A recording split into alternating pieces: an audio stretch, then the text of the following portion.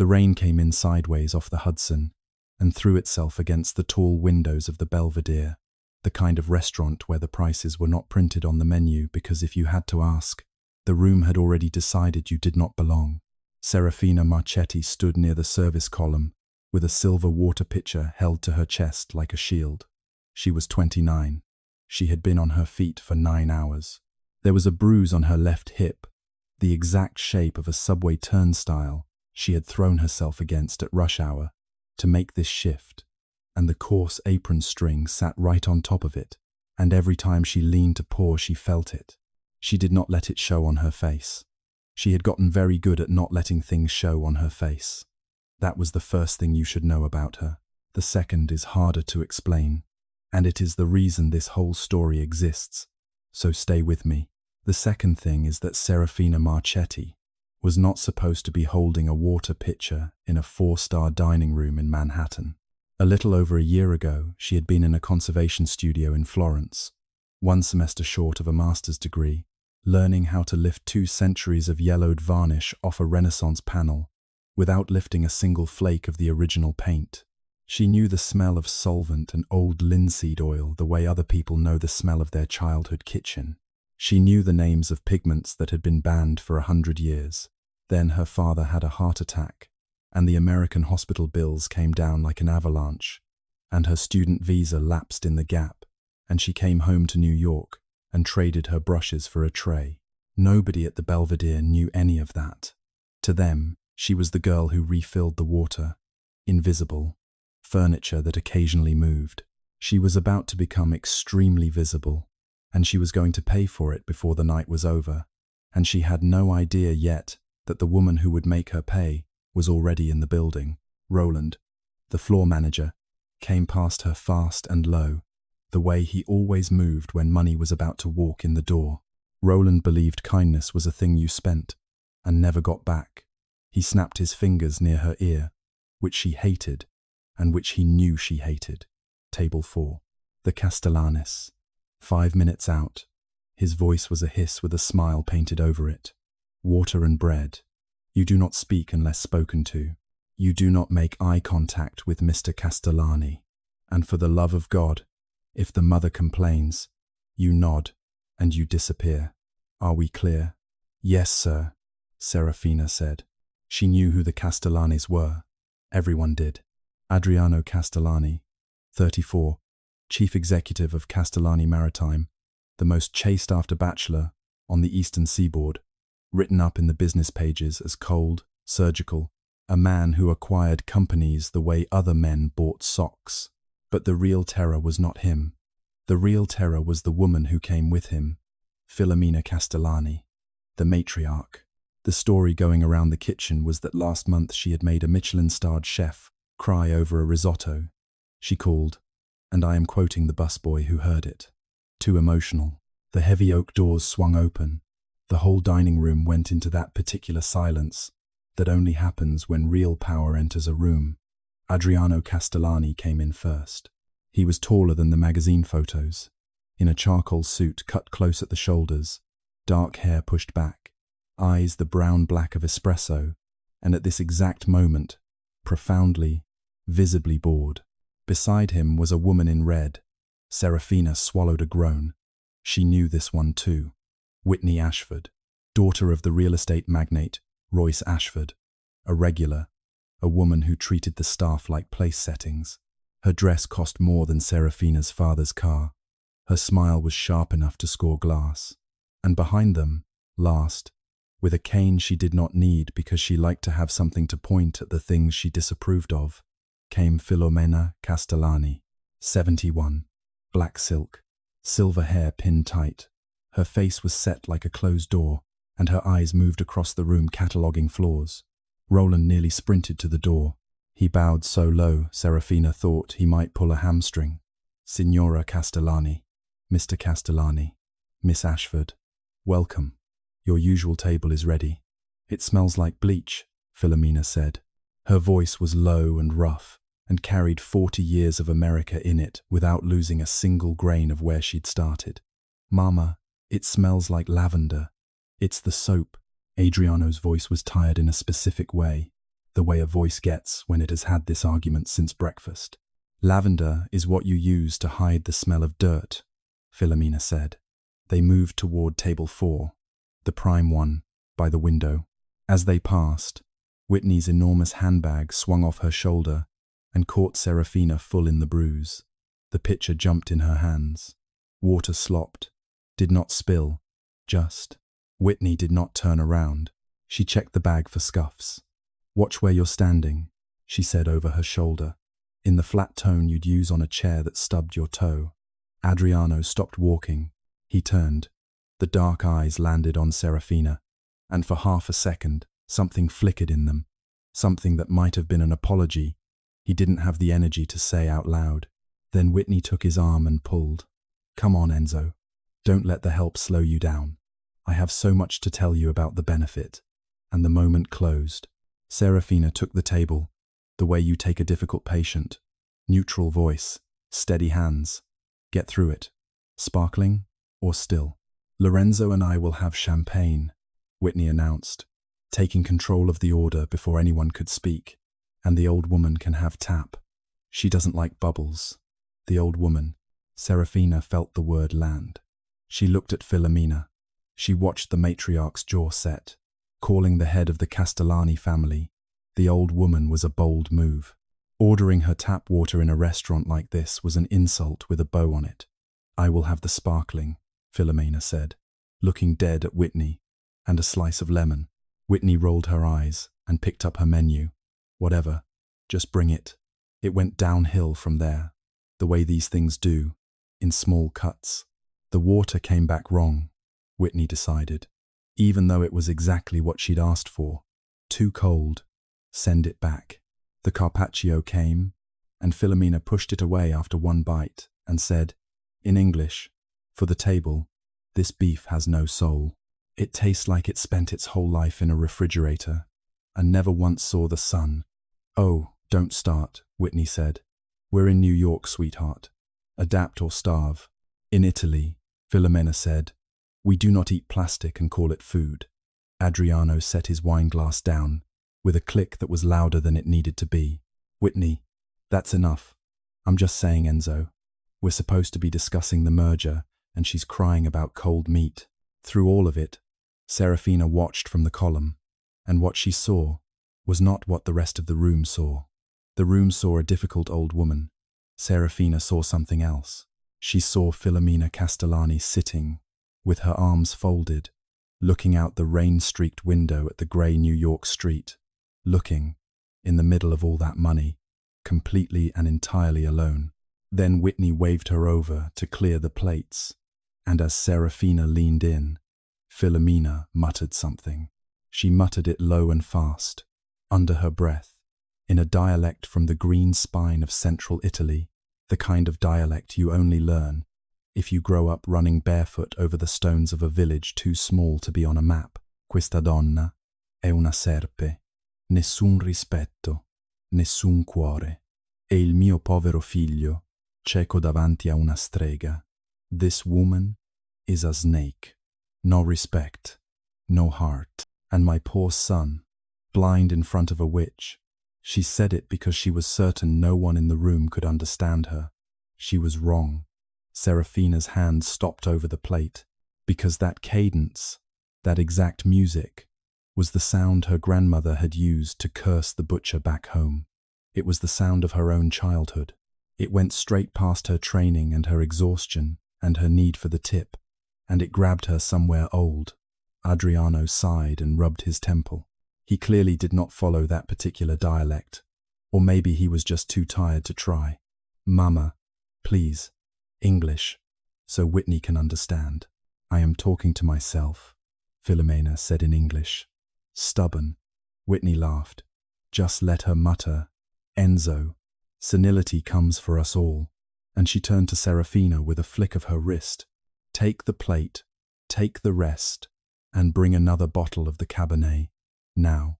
Serafina felt the heat come up her neck. It was not professional. It was not safe. She needed this job. She needed the money for her father's medication, for the rent on the studio apartment in Queens.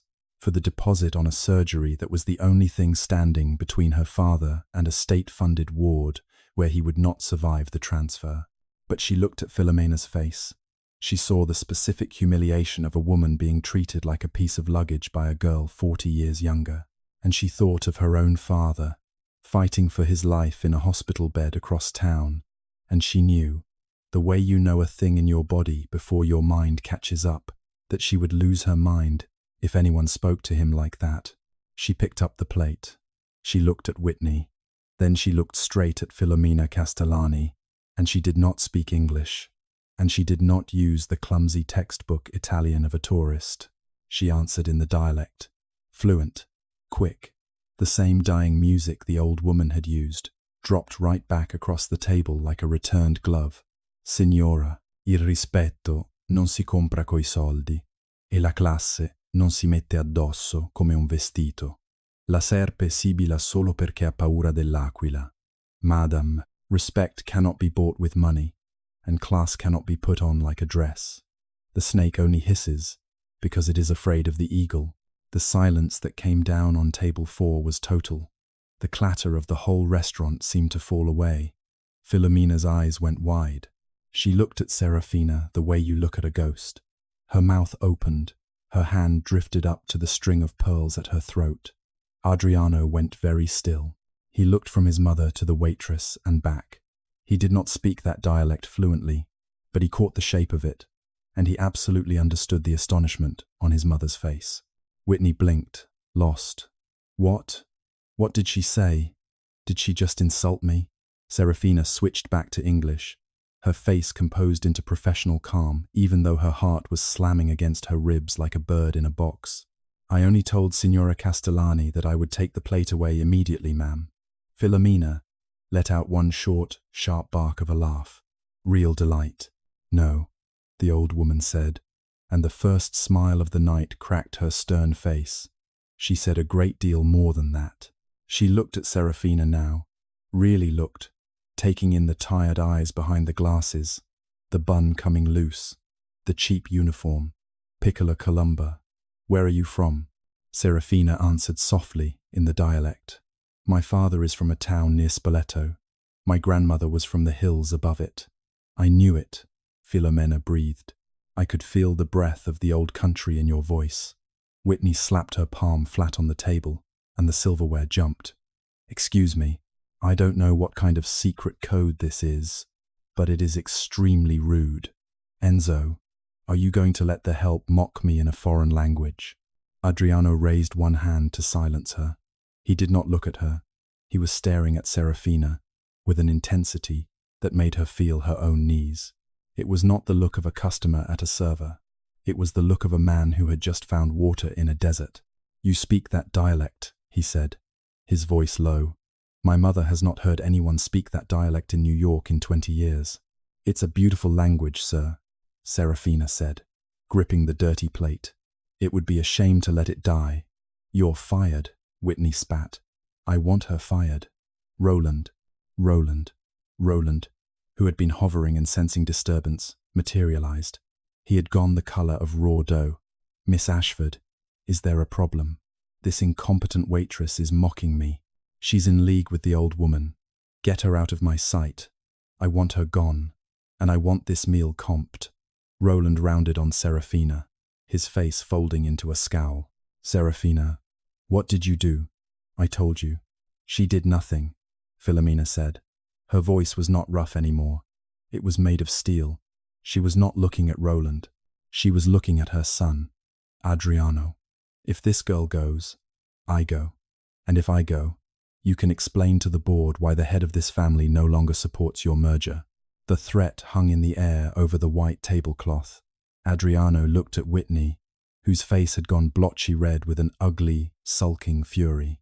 Then he looked at Serafina, who stood there with a dignity that the cheap uniform and the sneering manager could not touch. And Adriano Castellani slowly began to smile.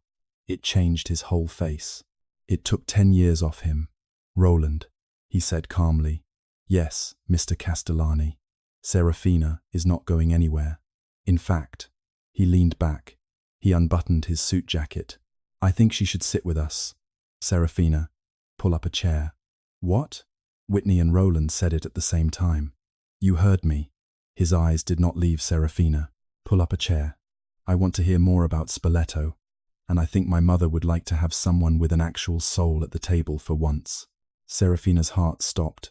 Sir, I can't, she stammered. I'll lose my job. You won't lose your job, Adriano said, and his voice dropped into something quiet and dangerous and amused. Because I just bought the restaurant, Whitney gasped. You can't be serious. You cannot buy a place like this in 30 seconds. Adriano did not even glance at her. He took his phone from his inside pocket, tapped the screen twice, and set it face down on the table. I just messaged my head of acquisitions. The owner, Mr. Hargrove, has been trying to sell this building to my hospitality group for 6 months. I just accepted his asking price. Effective immediately, I own the building, the wine cellar, and the employment contract of everyone in this room. He turned the espresso eyes on Roland. Roland, bring another glass. A clean one. For Serafina. Yes, Mr. Castellani. Right away, Roland whispered, nearly tripping over himself to obey.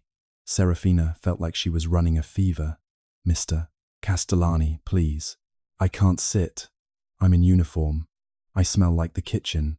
You smell like hard work and dignity, Philomena said, gesturing imperiously at the chair. Sit, Bambina. Don't make an old woman beg. It hurts my neck to look up at you. Serafina sat.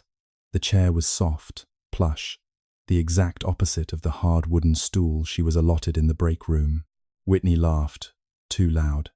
Is this a joke? Is this some kind of reality television prank? You're letting the help sit at the table? She's wearing an apron. She's wearing the uniform of a woman taking care of her family, Adriano said, his voice cold as a knife pulled from snow. Something you have never once had to do, Whitney. Roland came back with a crystal glass and poured the good Cabernet with hands that would not stop shaking. Drink, Philomena ordered. It will help with the shock. Serafina took a small sip. The wine was deep and complicated, raspberry and velvet, nothing like the box stuff she bought to take the edge off after a double. Philomena leaned forward, ignoring Whitney completely. You said your father is from near Spoleto. What does he do? He's a carpenter, Serafina said, and her voice gained an inch of strength. He restores antique furniture. That's why I fell in love with conservation. I was studying art restoration in Florence before he got sick. 1 semester left. Adriano's ear pricked up. Art restoration. You have a master's. Almost. 1 semester, Serafina admitted, looking down into the wine. My thesis was on removing 19th century varnish from Renaissance frescoes. But my father had a major heart attack. And, well, you know the American healthcare system. I came back to take care of him and pay the bills. How boring, Whitney moaned, and threw her napkin down on the table. Can we please stop talking about the staff's sob story? Enzo, we have opera tickets tomorrow. I need to know if you're wearing the tux or the dinner jacket. I'm not going, Adriano said simply.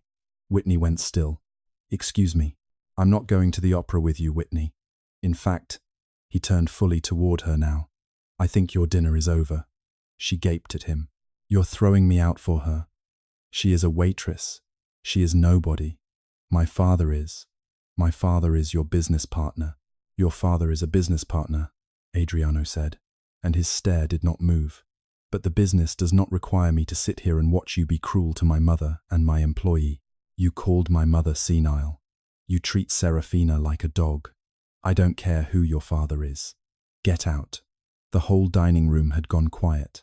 Other diners had stopped pretending not to watch.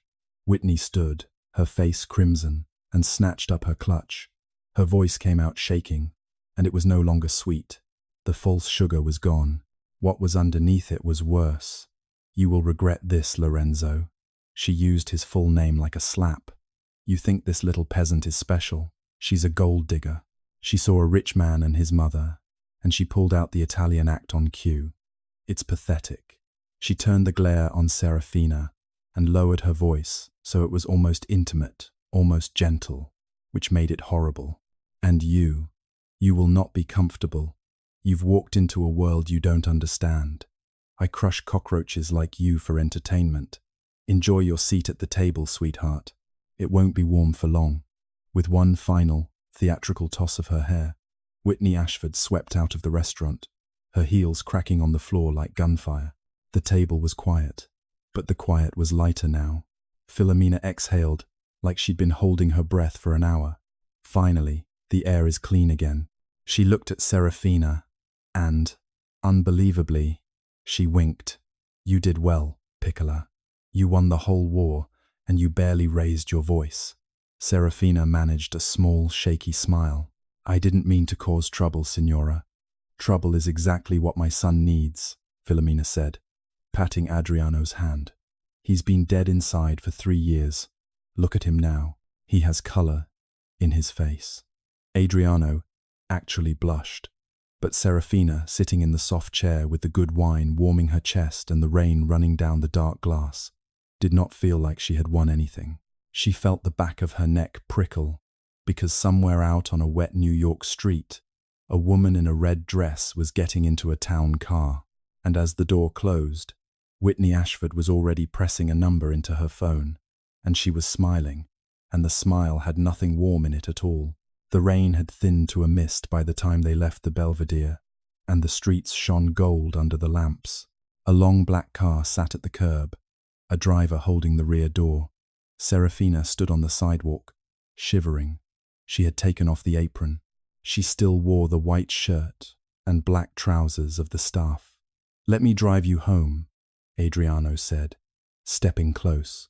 He was warm, and he smelled of expensive sandalwood, and she was very aware of both facts. Oh no, thank you, she said quickly, clutching her bag. I take the subway. It's faster. Nonsense, Philomena said, planting her cane while the driver helped her in. A girl who speaks the dialect of Spoleto does not ride the subway alone at 11 o'clock at night. Get in. My mother is rarely wrong, Adriano said, the corner of his mouth tugging. And I'll sleep better, knowing you got home safe. Besides, I want to hear about your father. Which hospital is he in? Street Jude's, Serafina admitted. I was actually going to stop by and say good night to him before I went home. Then we'll go to Street Jude's, Adriano decided, and put a hand lightly at the small of her back to guide her in. It was a small thing, a hand, but it ran down her spine like current, and it had nothing to do with the cold. The inside of the car was like a spaceship, soft leather, low light, the city completely silenced on the other side of the glass. As they pulled into traffic, Adriano asked about her father, and she found herself telling him.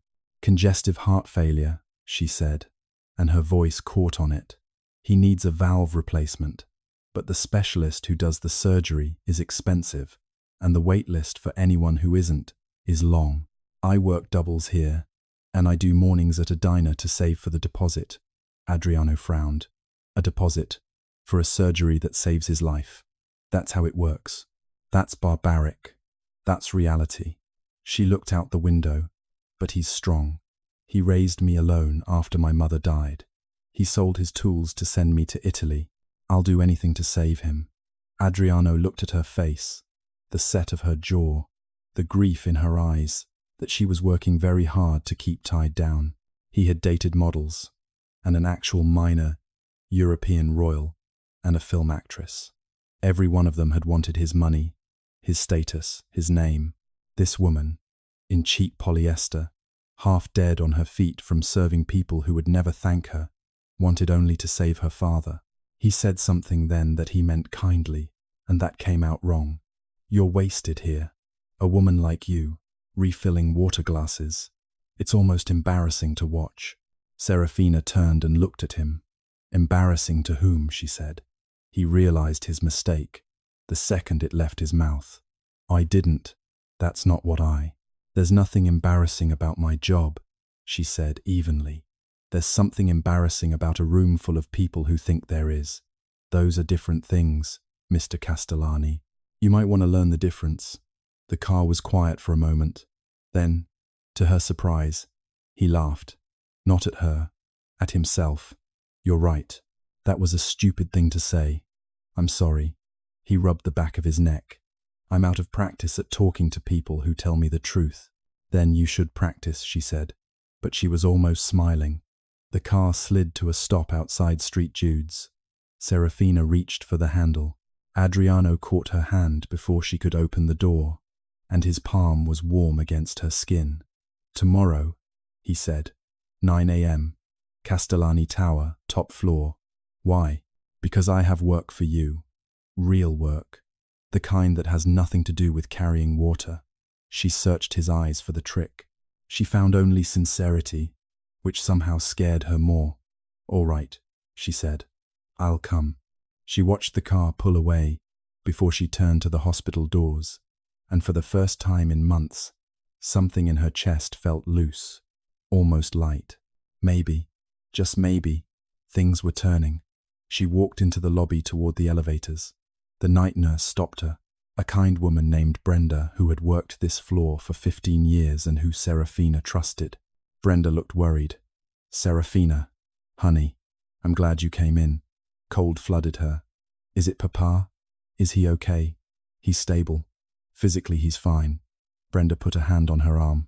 But about an hour ago, we got a call from the billing office. The billing office. At this hour?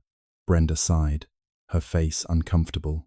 They say there's a problem with your payment plan. Somebody, anonymous, filed a report that your income statements are fraudulent. They've frozen the account. Serafina. They said, if you can't pay the outstanding balance on the current treatment in full by noon tomorrow, they have to transfer him to a state facility.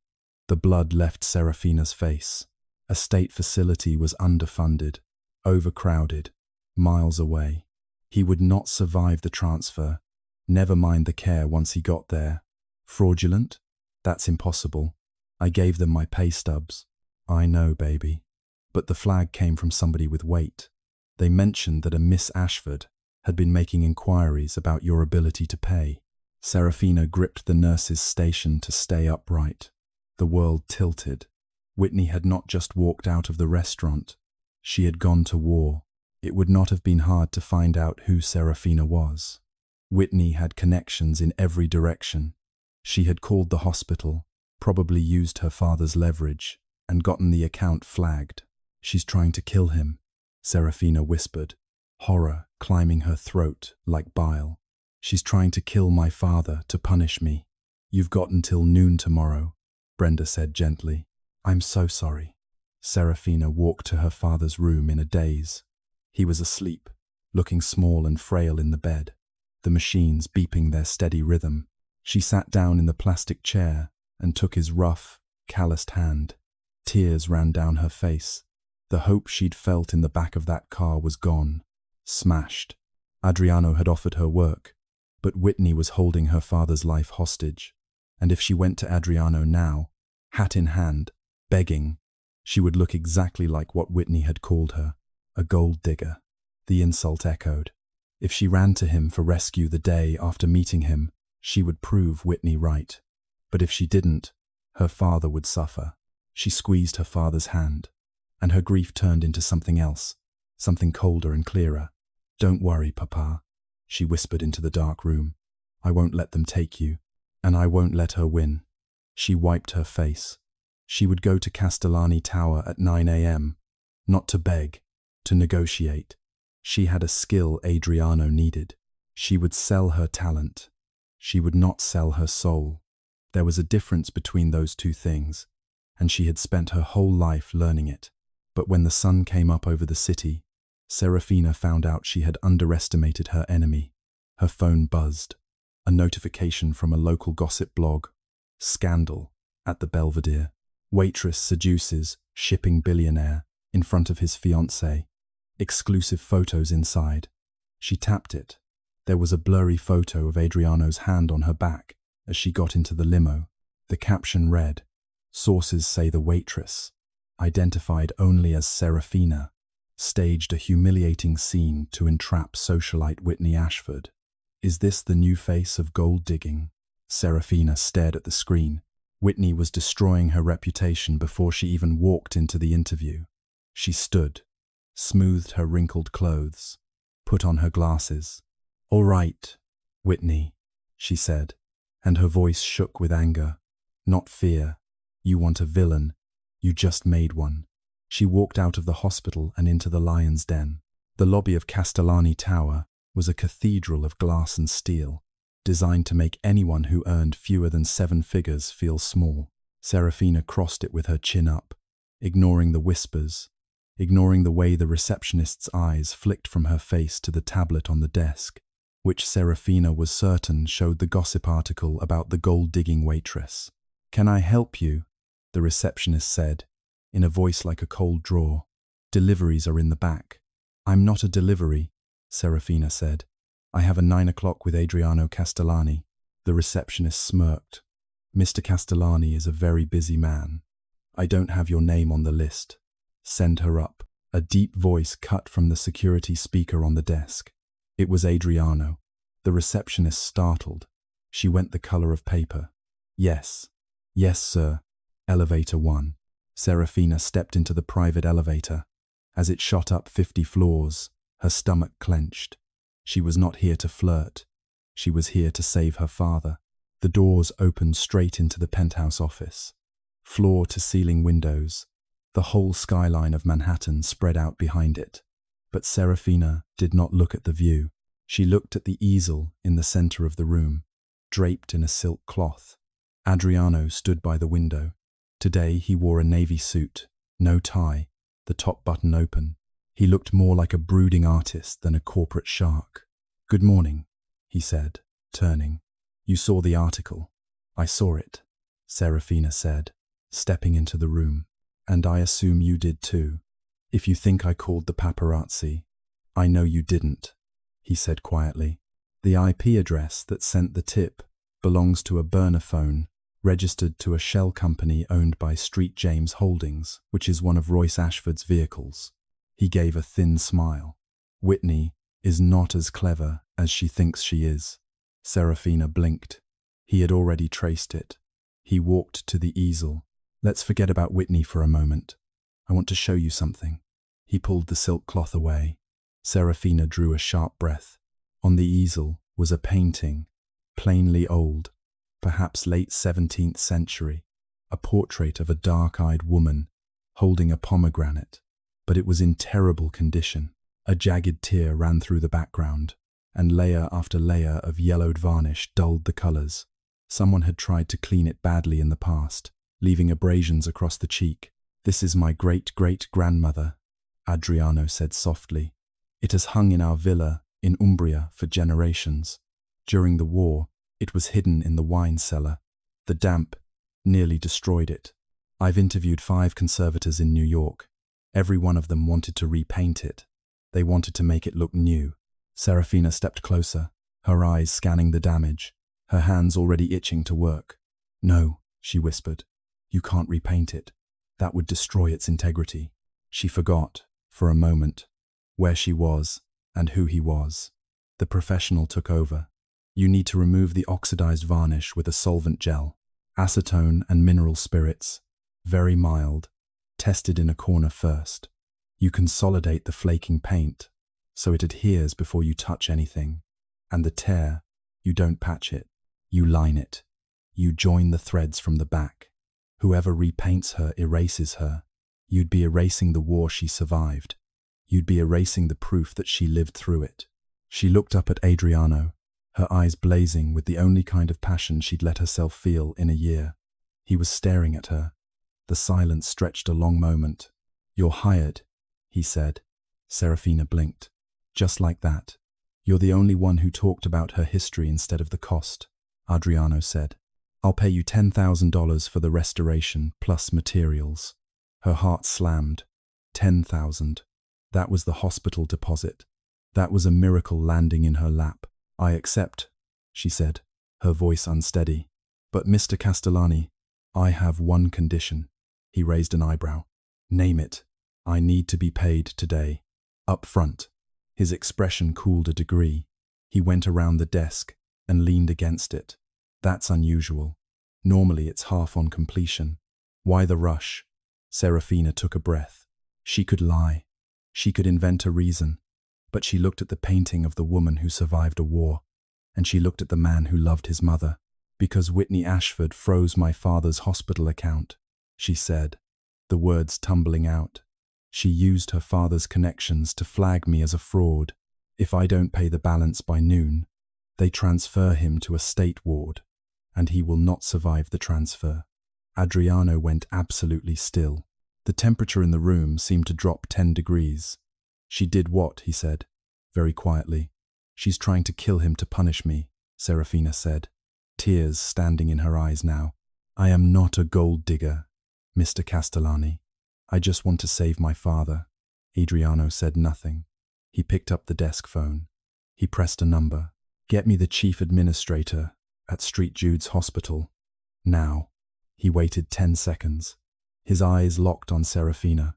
When he spoke again, his voice was low and full of a controlled growl that frightened her, even though it was not aimed at her. This is Adriano Castellani. You have a patient named Tommaso Marchetti. Yes, I know who he is. You have flagged his account. Remove the flag immediately. I don't care who placed it. Now listen to me very carefully. I am wiring $200,000 into the hospital's general fund within the next 5 minutes. That covers Mr. Marchetti's care for the next year, in a private room, including the valve replacement, by the specialist, not the wait list. If anyone tries to move him or if Miss Ashford calls again, you put her through to me, and then I buy this building, and I fire you. Do we understand each other? He hung up. Serafina stood frozen, both hands over her mouth. Mr. Castellani, 200,000. I can't repay that. Adriano came around the desk. He stopped a few inches from her. He reached out and gently took her hands, pulling them away from her face. You don't have to repay it, he said, low. Whitney brought war to my door. She attacked the innocent family of my employee. That is an insult to me. His jaw tightened. Serafina, focus on the painting. I will handle the monster. And Serafina, looking up into the dark, furious, protective eyes of a man she had met 14 hours ago, felt the ground shift under her in a way that had nothing to do with money and everything to do with the question she did not yet dare to ask out loud, which was whether a man like this could ever look at a woman like her and mean it. 3 weeks passed, and they were the strangest and most beautiful weeks of Serafina's life. She spent her days in a converted studio space inside Castellani Tower, restoring the portrait. The smell of solvent and oil paint replaced the smell of restaurant grease. Her father was recovering in a private room at St. Jude's, under the care of the best cardiologists in the city. He didn't know the details. He only knew that Serafina had landed a big contract, and that the surgery was scheduled, and that for the first time in a year, he was allowed to be a little hopeful. The work itself was painstaking. She told Adriano about it in the evenings, when he came down to the studio around 6, loosened his tie, poured 2 glasses of wine, and just watched her work. You're not cleaning it, he said one evening, watching her roll a cotton swab over a square inch of the woman's sleeve. You're barely touching it. That's the whole job, she said, not looking up. There's a rule we live by. Whatever I do, the next conservator in 100 years has to be able to undo. Reversibility. If I can't take it back out, I don't put it in. She lifted the swab. The cotton came away brown with old varnish. Beneath it, a thread of deep crimson woke up in the fabric, a color that had been hidden for 2 centuries. See that? That red was always there. I'm not adding it. I'm just letting her have it back. Adriano leaned forward. How did anyone ever think repainting was a good idea?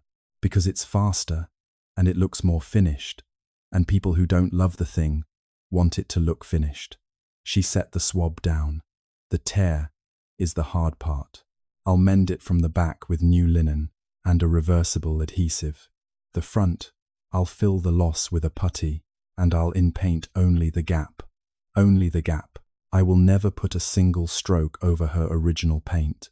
If you held a magnifier to it, you'd see where she ends, and I begin. That's on purpose. That's honesty. He was quiet for a moment. I run a company with 4,000 employees, he said, and I don't think I've ever done anything as honest as what you just described. They talked for hours those evenings, and never about money or business. They talked about art, about Italy, about their childhoods. She learned that Adriano hated the shipping business, that he ran it only to preserve his father's legacy, that what he actually dreamed of was founding a trust to save Italian cultural heritage.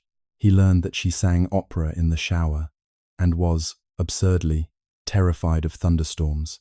It was intimate, it was quiet, it was perfect, and it was about to blow up. 2 days from now, Adriano said one evening, watching her carefully brush a final layer of protective varnish over the portrait, "We unveil her. At the Castellani Foundation Gala, she'll be the centerpiece." "She's done," Serafina said, stepping back, wiping her hands on a rag.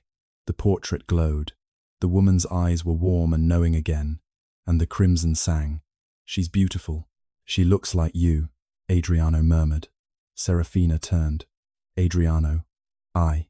He stepped closer. The pull between them, 3 weeks in the making, was impossible to deny now. He reached up and tucked a loose strand of hair behind her ear. His fingertips grazed her jaw. "These weeks," he said, his voice rough, "I haven't felt like this in years. You see me, not the billionaire. Me." He leaned in. Serafina held her breath. Their lips were inches apart. The studio door banged open. "Well, isn't this cozy?" They jerked apart. Whitney Ashford stood in the doorway, 2 men in suits flanking her. She looked unhinged, her eyes wide and bright and wrong. "Whitney," Adriano said, his voice dropping into the calm that was more dangerous than shouting. "Security was instructed not to let you into this building. I have my ways," Whitney hissed.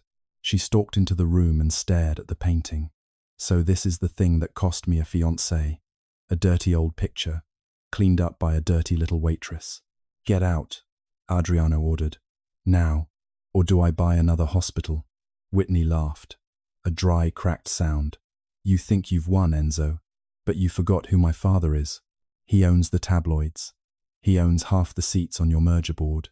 If you don't shut down this little charity circus and announce a reconciliation with me at the gala, my father pulls his investment, the deal collapses, and your stock craters. You lose everything." She turned to Serafina with contempt. "And you? Did you know your student visa technically lapsed 3 days before you filed for renewal? A grey area, but one call to immigration makes it very black and white. How does deportation sound? Putting your sick father on a coach flight back to Italy." Serafina felt the blood drain from her face. It was true. There had been a paperwork gap during her father's heart attack. She thought it had been resolved. A powerful lawyer could reopen it. But Whitney was not finished. She had saved the worst for last, and she delivered it with a slow, vicious smile. "And here's the part you'll really enjoy. Do you remember a Mr. Pelham, wealthy collector? You did some work for him in Florence before you left. Cataloguing, I believe." Serafina's stomach dropped. "What about him?" "He's prepared to sign an affidavit," Whitney said sweetly, "stating that a 16th century panel went missing from his collection while you had access to it, and that another was found damaged. Solvent burns, I'm told. Funny, that's your specialty, isn't it? Solvents." She examined her nails. "I've already sent it to the conservation board you're so desperate to be certified by. There's going to be an inquiry. By the time it's over, no museum on earth will let you near a canvas. Your degree, your career, the only thing you ever built for yourself, gone." "That's a lie," Serafina breathed. "I never touched, I never damaged anything. Mr. Pelham loved my work." "Mr. Pelham," Whitney said, "owes my father a great deal of money. People will say almost anything when they owe my father money." She tilted her head. "It doesn't have to be true, sweetheart. It only has to be in the file." "You're a monster," Serafina whispered. "I'm a winner," Whitney corrected. She moved toward the easel. She reached into her clutch and pulled out a small bottle of black ink. "No," Serafina screamed, lunging forward. But Adriano was faster. He moved like a cobra striking. He caught Whitney's wrist in midair and squeezed. Whitney shrieked and dropped the bottle. It shattered on the floor, ink splashing across Adriano's expensive shoes. missing the painting by a hair. Touch that painting, Adriano snarled, his face an inch from hers. And I won't just sue you. I will dismantle your life brick by brick. I'll expose your father's offshore accounts. I'll release the security footage of you threatening an employee. I will make you a pariah in this city. He shoved her back. Get out. Whitney staggered, rubbing her wrist, and for the first time, she looked genuinely afraid. You wouldn't dare, she whispered. The merger. To hell with the merger, Adriano roared. Security. 4 guards rushed in. Escort Miss Ashford out, Adriano ordered. And if she comes within 500 feet of this building, Serafina, or the hospital, call the police and charge her with trespassing and attempted vandalism. Whitney was dragged out, screaming obscenities. When the door slammed, silence fell. Serafina was shaking. She sank onto a stool and put her face in her hands. She's right, Serafina sobbed. She can ruin you, the merger, the stock, and she can ruin me, the inquiry. I'll never work again. I'm poison, Adriano. Everything I touch, she burns. Adriano knelt in front of her. He took her hands, ignoring the ink on his shoes. Serafina, look at me. She looked up, tears streaking her face. I don't care about the stock, he said. I don't care about the money. I spent my whole life doing the smart thing for the family name. His voice cracked just slightly, but my mother was right. I've been a dead man walking. You woke me up. You saved my family's history. He gestured at the painting. Now let me save your future. But the gala, Serafina whispered. She said she'll destroy us there, in front of everyone. A cold, ruthless resolve settled into Adriano's eyes. Let her try, he said. The gala is in 2 days, and I have a plan. Whitney wants a show. We'll give her a show she'll never forget. He stood and pulled Serafina to her feet. Go home. Rest. Buy a dress. Not a black waitress uniform. A dress fit for a queen. Because Saturday night, you will not be walking behind me. You'll be walking beside me. Serafina buried her face in his chest, listening to the strong, steady drum of his heart. She was terrified, but holding him, she understood something. The waitress was gone. The victim was gone. And then she went home, and she lay awake all night in the studio apartment in Queens. And somewhere around 4 in the morning she understood something else, something that turned her cold. If she stood beside him at that gala, she would hand Whitney exactly the picture she wanted. The peasant waitress on the billionaire's arm. The gold digger. Confirmed. Whitney would point, and the room would nod, and the tabloids would write it, and the conservation board would read it, and Adriano's foundation, the one good, honest thing he had ever wanted to build, would launch with a scandal stapled to its forehead. She thought she was protecting him. She was wrong, but she didn't know that yet. At dawn she did the thing that felt like the only decent thing left. She packed up her brushes and her solvents. She left a note on the studio bench, 4 lines, that said the painting was finished and safe, and that she was sorry, and that she could not let him burn for her. She did not say goodbye to him in person, because she knew if she saw his face she would not be able to do it. She took the subway to Street, Jude's, and she sat with her father, and she told him nothing, and she turned off her phone, so she would not have to watch it fill with his name. 2 days before the gala, Serafina Marchetti disappeared into the grey sprawl of the city, alone, with an inquiry hanging over her head and a hole where her future used to be. And no one, not Adriano, not Philomena, not even Brenda the night nurse, knew where she had gone. She lasted 1 day. She spent it badly. She sat with her father in the morning and let him think she was tired from work. In the afternoon she went back to the Belvedere, because there was a last paycheck waiting and because some stubborn part of her wanted to stand one more time in the room where the whole impossible thing had started. The lunch rush was over. The dining room was empty and gold in the slanting afternoon light, and folding napkins at the back station, alone, was a kid she knew. Tonio, 19, the busboy, the same one who'd heard the risotto story and carried it to the kitchen. the one who'd been working doubles since he was 16 and reading a battered culinary textbook on his breaks because he wanted, more than anything, to cook. "Hey," he said, surprised. "Serafina, everybody's been asking about you." "Everybody," she said. "The old lady," Tonio said. "Castellani's mother. She came in here yesterday, and again this morning. Sat at table 4, wouldn't order anything, just kept asking Roland if anyone had heard from you." He lowered his voice, even though no one was there. "Roland's terrified of her." "It was great." Serafina almost smiled. "How are you, Tonio? How's the studying?" His face did the thing she'd seen it do before, the brief light, and then the shutter coming down. "I took the entrance test for the culinary program at the institute. Passed it, but the tuition's 18 grand and I got, you know." He shrugged. "I got rent, and I got my little sisters. So," he went back to the napkins. "Maybe next year. There's always next year." Serafina looked at this kid, folding cloth in an empty restaurant, talking himself out of his own life, the way poor kids learn to do early, so it hurts less later. "Tonio, yeah, don't say next year. Next year is a thing people say so they don't have to be disappointed today." She didn't know why she said it. Maybe because she'd been saying next year about her own thesis for a year. "You passed the test. Hold on to that. Things change faster than you think." He looked at her like she was a little crazy. "Okay, Serafina." The front doors opened. Filomena Castellani came in on her cane.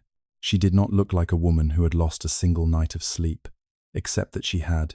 You could see it in the set of her mouth. She crossed the empty dining room and stopped in front of Serafina and looked at her for a long, long moment. "You ran," Filomena said. It was not a question. Serafina said nothing.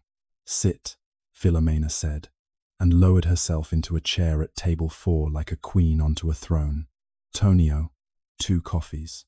Then go to the kitchen and do not come back until I call you." Tonio fled. Serafina sat. "Signora, I left a note. The painting is finished. It's safe. I can't be the reason your son loses everything. The merger, the foundation, his name. If I stand next to him, I prove every ugly thing that woman said. The waitress on the Billionaire's arm. I'm protecting him." Filomena listened. When Serafina was done, the old woman was quiet for a while. Then she said, in the dialect, soft and slow, "Do you know what it is to be poor, in a place where being poor is treated like a crime?" "Yes," Serafina said. "I know exactly what that is. I was 9 years old," Filomena said, "carrying water from the well because we had no pipe. The rich woman in the big house called my mother a beggar in front of the whole street. My mother had a tongue like a razor. She could have cut that woman to ribbons, but she didn't. She just lowered her eyes and took it, because if she had spoken, she'd have lost the laundry work, and the laundry work was supper." She turned the coffee cup a quarter turn on its saucer. "I have spent 60 years ashamed of my mother for lowering her eyes, and only last night did I understand it. She wasn't weak. She was choosing. She decided supper was worth more than her pride that day. That was a brave woman making a hard count." Serafina swallowed. "But you," Filomena went on, and now her voice came back to steel, "are not standing in front of the laundry work.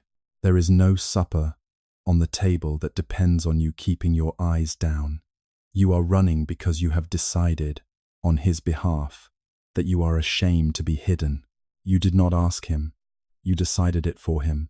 That is not protecting my son, Piccola. That is insulting him. He is not a man who needs to be protected from the truth of who saved him." She leaned forward. "When you knelt in front of that table 3 weeks ago and answered me in the old language, were you ashamed then?" "No," Serafina whispered. "No, you were the proudest woman in that room." "So," Filomena spread her hands, "where did your pride go? Did the heiress steal it? Then go and take it back." Serafina's eyes filled. She filed something. With the conservation board. She got a collector to lie, to say I stole and damaged work in Florence. Even if I beat it, the inquiry alone, it follows you forever in my field. It's not just the gala. It's my whole life. Something shifted in Philomena's face. A flicker, almost amusement. My son, she said, does not tell me everything, but he tells me some things. And the night before last he had 4 investigators on 3 continents. And he did not sleep, and he did not look like a man who was losing. She stood with effort, leaning on the cane. I do not understand the details. I am an old woman, but I understood his face. It was the face of a man who has found the bottom card in someone else's deck. She put a hand briefly on Serafina's cheek, dry and warm. Come to the gala. Wear the dress. Hold your head the way you held it at that table, and let my son do the thing he has clearly already done. She turned to go. At the door she paused. And bring the boy, she said, nodding toward the kitchen. The one who reads cookbooks when he thinks no one is looking. My late husband washed dishes in a hotel in Genoa before he owned ships. I have a soft spot. Tell him to wear a clean shirt. Then she was gone, out into the afternoon, and Serafina sat alone at table 4, with 2 cooling coffees, and the whole shape of the next 36 hours. Suddenly, terribly clear, she turned her phone back on. There were 19 missed calls, most of them from a number she had memorized without meaning to. She did not call him back. Not yet. Some things you say with your face, or you don't say them at all. Instead, she went to the kitchen, where Tonio was pretending to scrub a spotless counter. Tonio, she said, do you own a suit? The grand ballroom of the plaza glittered like the inside of a diamond. Crystal chandeliers threw shimmering light over senators and tech founders and fashion icons, all of them gathered for the annual gala of the newly announced Castellani Heritage Foundation. The air buzzed with whispers. The tabloids had run the story for 2 solid days, fed by Whitney's leaks. Everyone knew the gossip. The lost billionaire heir, smitten with a waitress. They had all come, in their thousands of dollars of silk, to watch the wreck. Serafina stood at the top of the great staircase, her hand trembling on the velvet rail. She was not wearing an apron tonight. She wore a gown of pale gold silk that Adriano had commissioned for her, simple, falling to the floor, more regal for its plainness. Her hair was swept up, revealing diamond earrings that had belonged to Philomena's mother. The girl from the well had worn them once, to a wedding, 60 years ago.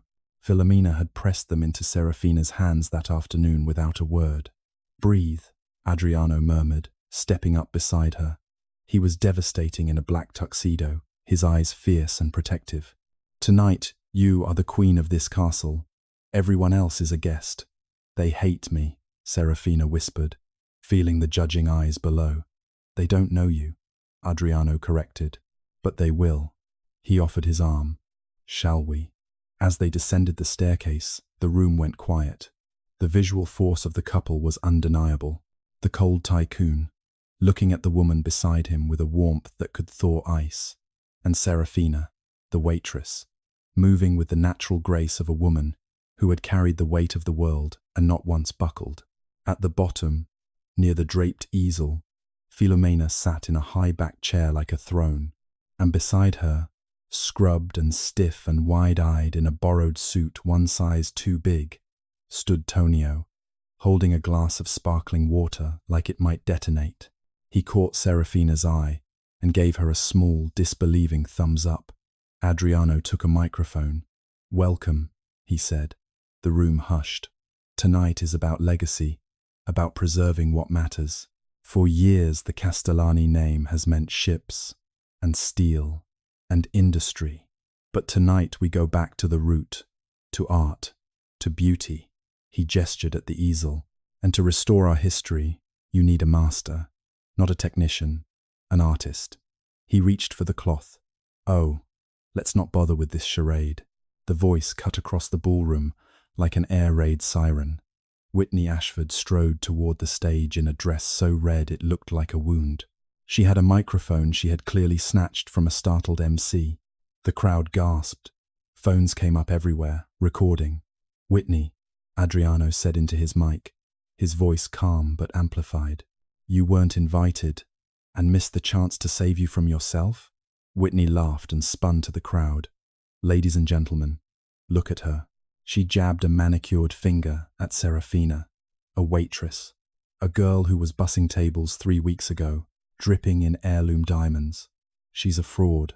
She seduced him for a green card while her broke father lay dying, and it gets better. Her eyes glittered. I have it on record that this woman stole and destroyed a 16th century painting from a private collection in Florence. Solvent burns. The conservation board has the affidavit. She is a thief and a vandal, and she is conning you, Lorenzo, and you are too weak to see it. The whispers spread, ugly and electric. It was personal now. It was a public execution. Serafina felt the old heat climb her neck, the instinct to lower her eyes, to take it, to disappear. She did not disappear. She stepped forward, out of Adriano's shadow, into the light, the gold dress catching the chandeliers. She did not reach for a microphone. She did not need one.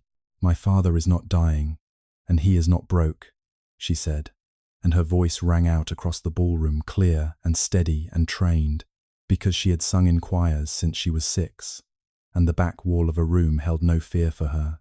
He is recovering, because a kind man helped him. And yes, I was a waitress. I cleared tables. I poured water. I stood on my feet 12 hours a day to buy my father's medicine. She turned slowly, looking at the assembled wealth of the room. Is that shameful? In this room, is it a crime to work yourself to the bone to save a parent? If it is, then I don't want to belong here. The room was silent as a church. But you, Whitney, Serafina's voice hardened. You have never worked a day in your life. You treat people like things you can throw away. You tried to kill my father by freezing his hospital account, just to wound me. You call me poor. She let the next part land soft, which made it worse. You are the poorest person in this room. A sound moved through the crowd. Not whispers. Something closer to a held breath. Lies, Whitney shrieked. Security. Get her out. No. A new voice. Filomena Castellani rose from her chair. She did not take her cane. She walked to the center of the stage, took the microphone gently from her son's hand, and turned to Whitney. You speak of heritage, the old woman said, her voice rough as gravel, and somehow filling the entire room. You speak of class, but you have none. Class is not the dress. It is not the father. It is how you treat the person who pours your water when you believe no one is watching. She looked at Whitney with something almost like pity. I watched you. The night was watching you. And so, it turns out, was a microphone. Whitney went white. What microphone? Adriano lifted a small remote and pressed a button. The classical quartet music died, and out of the ballroom speakers, crisp and loud and unmistakable, came Whitney's own voice, recorded by the studio security system 2 days before. Did you know your student visa technically lapsed 3 days before you filed for renewal? One call to immigration makes it very black and white. Putting your sick father on a coach flight back to Italy, and then Adriano's recorded snarl, and then the shatter of the ink bottle, the cruelty of it, the cold targeted malice, played at full volume for every powerful person in New York to hear. The faces in the crowd that had been amused turned to disgust. People who had nodded along with the gossip 3 seconds ago now looked at Whitney like she was something scraped off a shoe. You attacked my employee, Adriano said, his voice low and lethal. You tried to destroy a 17th century masterpiece. You impersonated a family member to gain access to a hospital's private records and freeze a dying man's account, which is fraud and which is a felony. The police are waiting in the lobby, Whitney. Whitney staggered backward, her face grey. The painting, she gasped, grabbing at the last weapon she had. The Florence theft. The affidavit. She's still a thief. The board has it. Her career is over, no matter what you say. Adriano almost smiled. It was the smile of a man turning over the bottom card. Funny you should mention Mr. Pelham, he said. I had 4 investigators looking into that affidavit the moment you first whispered the name. Here's what they found. He nodded, and a screen behind the easel woke up. The 16th century panel you claim Serafina stole has been hanging in Mr. Pelham's dining room in Fiesole the entire time. We have a dated photograph. His own insurer confirms it was never reported missing, and the so-called damaged work, a second image, was damaged in 1994 by a different conservator, 12 years before Serafina ever set foot in Italy. The records are public. Mr. Pelham, when shown that we knew all of this, and when reminded by his own attorney that signing a false affidavit is perjury, withdrew his statement at 4 o'clock this afternoon. The Conservation Board received his retraction and our documentation an hour ago. He looked at Whitney. Your frame fell apart because you built it out of a lie, and lies don't survive a dated photograph. Serafina's hand flew to her mouth. The inquiry, gone. Her future, handed back to her in a ballroom, in front of 1,000 strangers. Whitney spun, searching the crowd for her father. Royce Ashford stood near the back, his jaw tight. For 1 second their eyes met. Then the real estate magnate turned his back on his own daughter and walked toward the bar, signaling, with the whole line of his shoulders, complete abandonment. "Daddy," Whitney whispered, and it was the only true thing she'd said all night. 2 officers came through the crowd.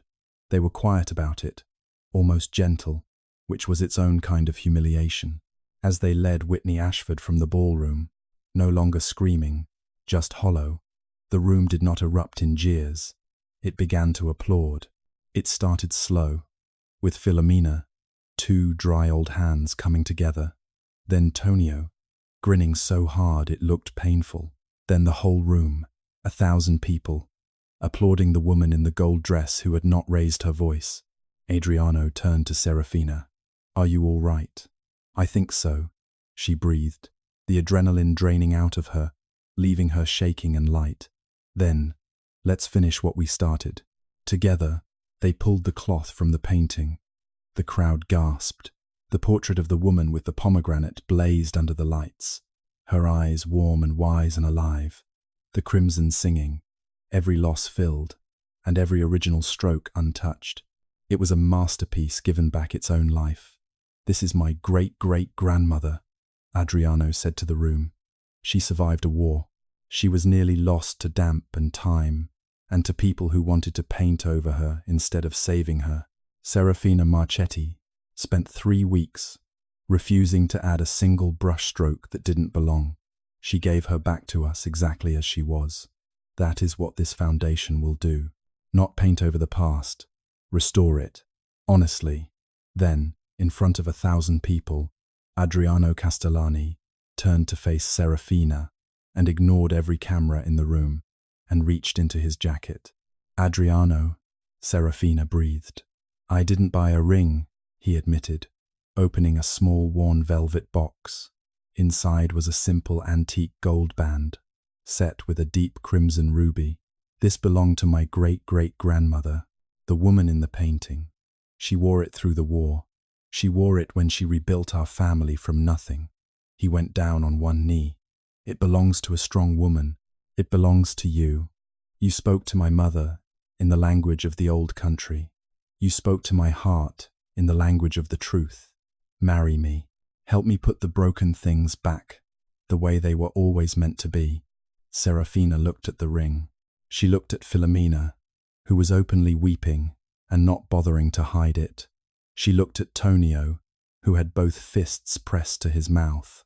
"Yes," she whispered, and then, louder, so the back wall could hear it. "Yes."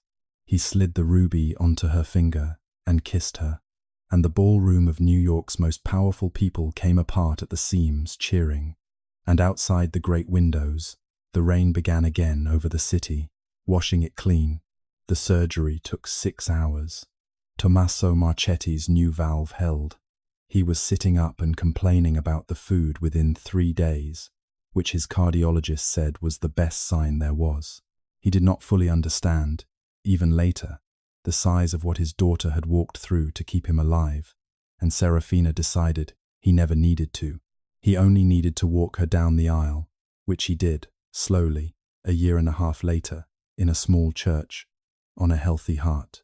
The immigration matter was not solved by magic, because that is not how it works.